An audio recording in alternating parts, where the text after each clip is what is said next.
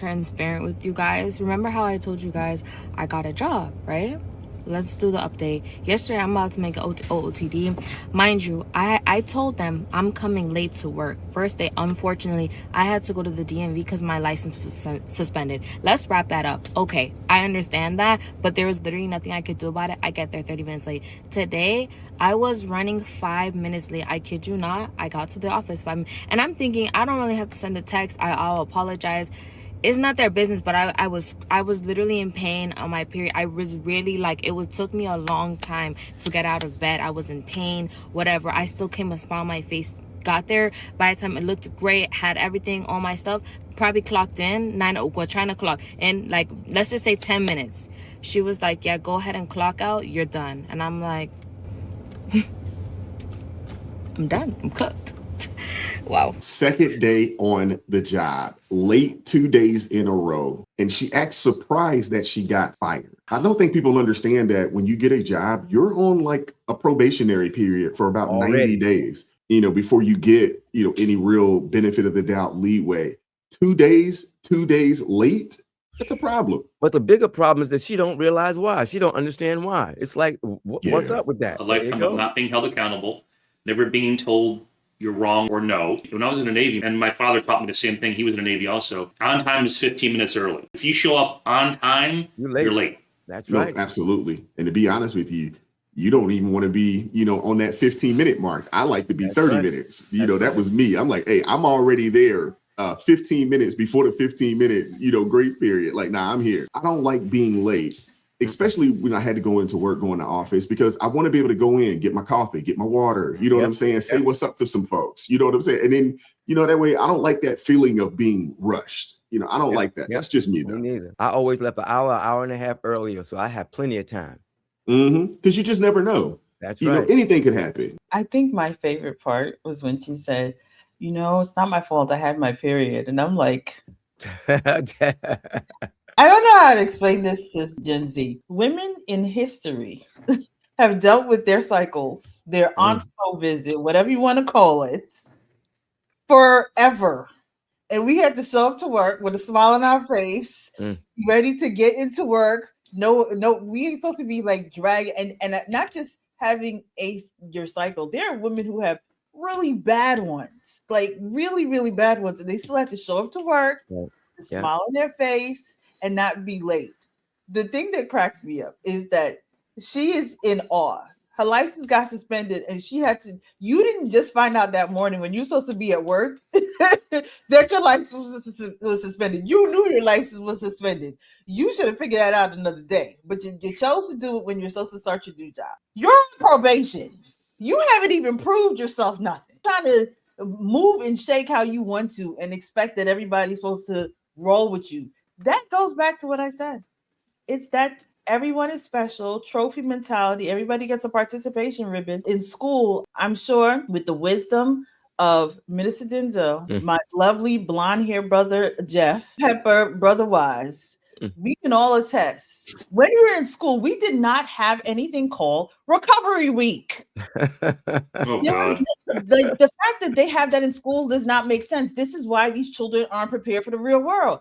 I remember if you didn't turn your assignment in, you got a 0 on that assignment. There was no way they find a week during the end, towards the end of the semester, for you to go ahead, make up all your work, and actually still get full points on the work that you missed. You're literally telling them you don't have to be accountable. We'll give you a chance to make it up. How in the world are children supposed to be prepared for the real world when y'all are setting them up for failure in school? There should be no recovery work week. If you did not turn it in, you got a 0.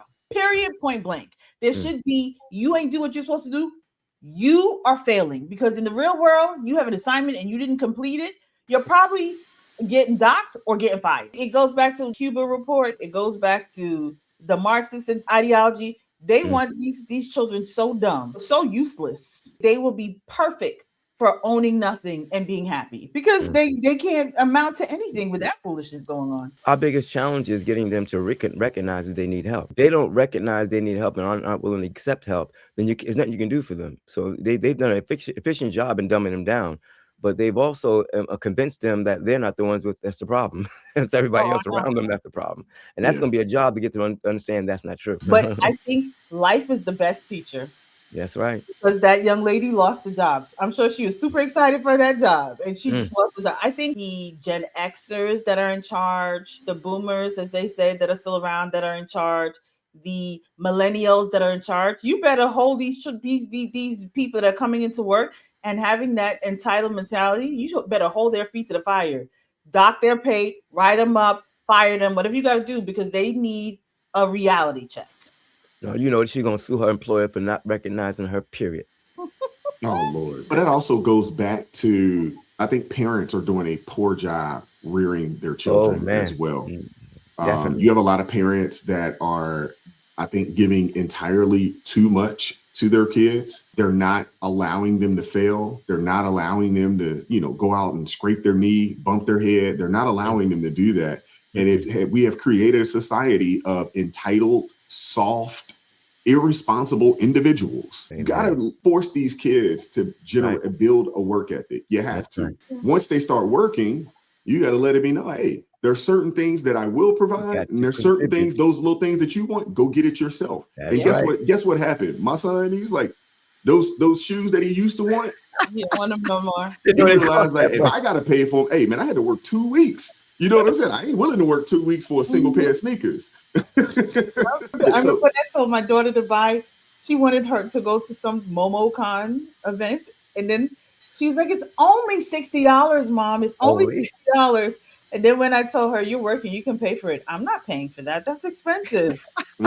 Yeah. Hey, it took me 3 days of working for that $60. Are you kidding me? And we can probably extrapolate out her first day that she showed up 30 minutes late. She didn't start actually working for another 35 or 40 minutes after she got there, because you commit, maybe smoke a cigarette, pour yourself some coffee, catch up with your friend, check your email. Come on. You know, so a really good friend of my daughter's went in the Navy. She came home from boot camp. She says, all the things you told me about boot camp being scary and disciplined, and she says it wasn't like that. If we didn't like things and things started getting tough, we could just tell them we need a timeout break and hold up a card. And we had to. I heard about I was like, we're preparing our military to take timeout break. Why don't we just provide each one with a support kitten, and put it in your sea bag. So if you ever need some loving, you take your kitten out, whatever. It's all symptomatic of the fact that these kids have never been told no, never been held accountable. When a D or is good enough, and not being pushed. Watch a lot of what's it called, blue camera cam, where the cops pull people over and stuff like that. Every person that gets out of the car that's under the age of 30 years old, I have anxiety. Oh. Anxiety? What the hell? My father used to slap the anxiety out of me. I can only imagine telling my company commander, sir, I just can't exercise. I have anxiety. Oh, good Lord. Oh, man. That'd have been hysterical. I wouldn't even say a company commander, Jeff. Tell your customer right now that you can't help them because you have anxiety, and see how that works out for you. Man. Let's see if we close that deal. Yeah, no kidding. Like really? He's like, oh, we don't need to find somebody else. Yeah. My daddy is still the way that he when I was playing tennis, people used to be like, oh, it must be so cool having your dad as a tennis coach, and so forth. I'm like, do you know my daddy? I'm his own child. And if I was late, I had to run laps, do confidence sprints. I used to have to do those. Like, he did not play, because he said, when you sign up for a job, you're giving them your word that you'll be here by this time. Yeah. And he will be first to say, so you are not a person of your word? And that, I think that right there always would crush me. I'm like, Daddy, can you stop doing? Nah, you need to be a person of your word. Absolutely. Good job. But he's right, though. He is absolutely right. Are you a person of your word? You know what's crazy? I mean, I say this all the time. I mean, I worked in that staffing world or whatever. And for a while, I worked in what would be considered like the light industrial, world. So, these aren't super high paying jobs. These are like warehouse type positions and stuff like that. And I did that for probably about a year or so. And you would be surprised the amount of people that I would talk to that would say, man, I've been looking for a job for 6 months. I've been, man, I want an opportunity. You give them an opportunity and they wouldn't show up to work on that Monday. Yeah. I mean, dude, I couldn't even count how many times that happened. So much so that if we had a position, because when you're hiring wirehouse, typically you're hiring in bulk. You might need, they might say, hey, we need 10 people for this contract push that they got going over the next 90 days or whatever the case may be. If you need to hire 10, you better actually hire 20, maybe 30. And because you got to account for the fact that, hey, you're going to have 10 to show up. Well, out of the 10 that you expect to show up, at least 3 or 4 of them either are going to no call, no show, or they're going to call you with an excuse on why they couldn't make it on that Monday after they begged for the opportunity. Wow. Yeah. So you better already have backups ready to rock. Smart. You better, because we had a contract, that says that, hey, we're going to fill this many positions for this work. Or the folks that was on unemployment that would just call around, they wouldn't actually want the job, but they just want the call just so they could, mark it down that they were looking for a job. Yes. They come in here like twice a week to my office. And are you hiring? Yeah. Okay. Can I get a business card? Yep. You don't. They don't want the job, bro. They just want a business card. Yep. Show their representative that they've been applying. Yeah. And it's just about continuing to get that money. That money is all the time. I had some people that like clockwork, they were going to call. You knew it. And then sometimes we'd have positions and be like, yeah, we do have a position. Come on down. And you're like, how much does it pay? Oh, I make more than that on unemployment. Just like. Yes, yep, that is true. But I have to say, I'm so used to the women that I grew up with. I used to watch my grandmother before the sun was up. She was already up. That Proverbs 31 woman. She was already done cooked breakfast, through the whole 9 yards, puts herself together, out the door, so that she could be, even if she was supposed to be at work at like 7, my grandma was leaving like 5. And if she wasn't that far, my mother, the same thing. My mother, let me tell y'all, my mother is like a whole fashion show. I'm just telling y'all right now, she's like a whole fashion show. But I remember watching her get up before the sun was up, as usual, getting herself together, throwing on her stilettos and walking up the street to the bus, getting to the train station. And she didn't have to be to work until 9 o'clock. And this was like 7 in the morning. Like her and my auntie were like, let's go, we got to go. Because they were making sure if there was any, and so they were leaving 2 hours ahead of time to make sure if there was any train issues, any bus issues, there was no issues. They were going to be to work on time. No, if you're riding public transportation, you have to do that because things that are out of your control can happen. Your manager, your boss, whoever, they're not going to care that, there was a breakdown on the bus and we had to wait for another bus to come pick us up so we could get on that one, or something crazy happens on the train. They don't care. This is a good example of how our public assistance programs have damaged people, because these young people are seeing their parents who are on public assistance and how they work the system and how unmotivated they are. And that lack of motivation and that easy money trains them to be docile when it comes to accountability. And so we need to use that in our arguments against public assistance. If you're going to have public assistance, it should be a real good, strenuous program that makes you work and develop you while you're getting that assistance. You should not be able to sit back and pull in checks so you can buy expensive clothes and expensive food and sit down and watch TV and burp all day. You should be made to work hard for that public assistance so that it'll help you with your character. We don't see that. And a lot of these young people have seen their parents do this and they're trained now.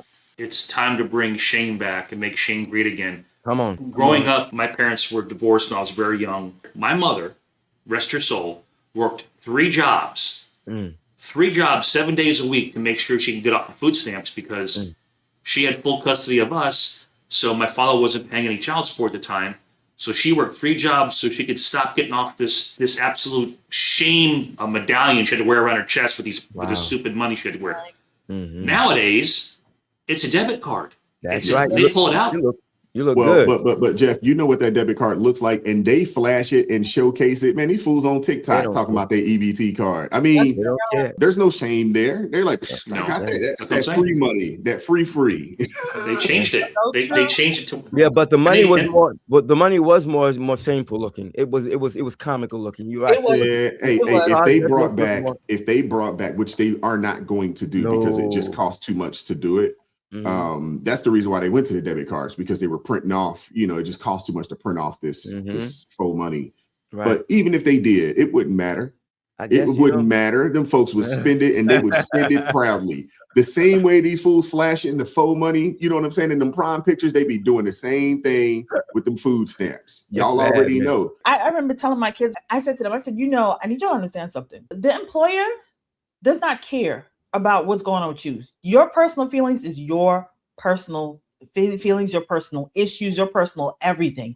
You stumped your toe, you got the flu. They don't want you to come to work when it comes to the flu. Don't come to my job. No, I would tell you don't come to work. I do not want to sit in the office with you coughing, sneezing, and hacking. Exactly. You take that home. But outside of that, your car broke down, that's a personal problem. You don't have enough money to get to work today. Again, that's your personal problem. And you can unalive today. They will have your job posted today, like immediately. So they have set these young people up for failure because they want them to be useless. That's the only way they can control them. I want to hear from you guys in the comment section. What are your thoughts? Hit the like button, share the video, subscribe to the channel, turn the notifications on to all so you never miss an upload. Consider joining the ARP family or buy your brother a coffee. That link's in the description box below. I appreciate the love. I appreciate the support. And as always, keep God first. Stay prayed up. We'll catch up with you guys next time. Peace. It is God who arms me with strength. Yeah, I'm battle ready. He trains my hands for battle. My heart stays steady. But thanks be to God, he gives us the victory. Through my Lord Jesus Christ, it can't live in me. I was down to the dirt, red clay on my shoes, old pain in my shirt, oh so bruised. And the Lord hit my chest, kicked air from my breath, put power in my step.